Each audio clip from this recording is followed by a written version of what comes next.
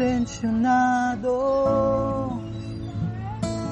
Nagulat din ako nung malaman na hindi lang pala ko yung nanghinayang nung nag-away tayo noon at natuluyan sa iyakan at tampo at sandali lang.